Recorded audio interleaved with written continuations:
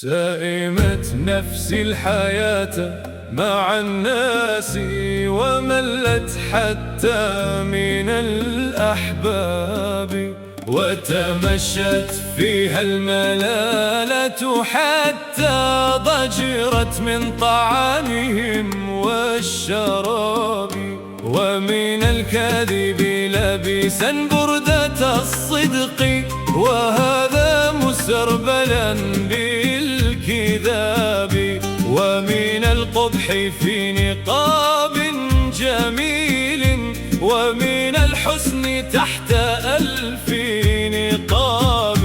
ومن العابدين كل إله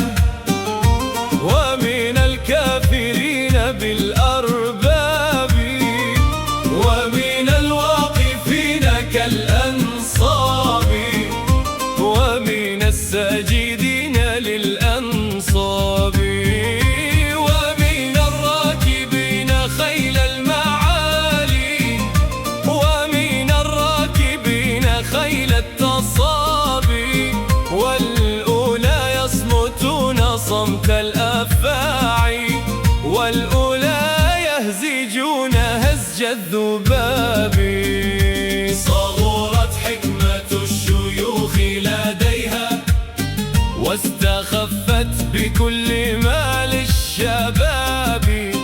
قالت اخرج من المدينة للقفر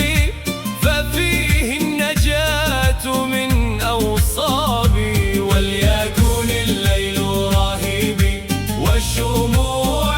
الشهب والأرض كلها محرابي، وكتاب الفضاء أقرأ فيه سورا ما قرأتها في كتابي، وصلاة الذي تقول السواقي وغناء صوت الصبا في الغاب، وكؤوس الأوراق ألقت عليها شمس ذوب النضار عند الغياب، ورحيق ما سال من مقلة الفجر على العشب كاللجين المذاب، ولتكحل يد المساء جفوني ولتعانق أحلامه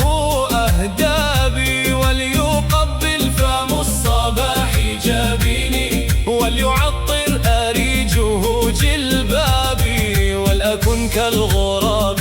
رزقي في الحق لوفي السفح مجتمي واضطرابي، ساعات في الخلاء خير من الأعوام تقضى في القصر والأحقاب، يا لي نفسي فإنها فتنتني بالحديث المنمق الخلاب، فإذا بي أقلي القصور وسكنى وأهل القصور ذات القباب، فهاجرت العمران تنفض كفي عن ردائي غباره وإيهابي، وتركت الحمى وسرت وإياها وقد ذهب الأصيل الروابي، نهتدي بالضحى فإن عسعس الليل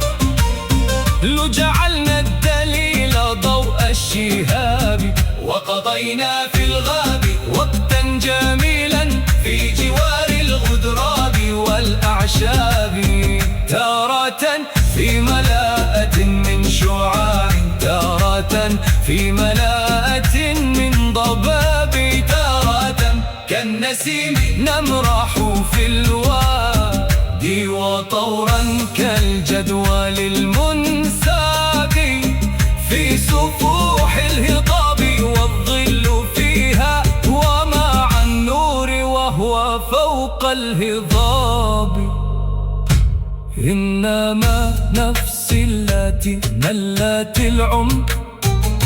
أنا ملت فالغاب صمت الغاب،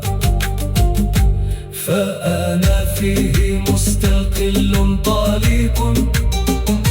وكأني أدب في سردابي.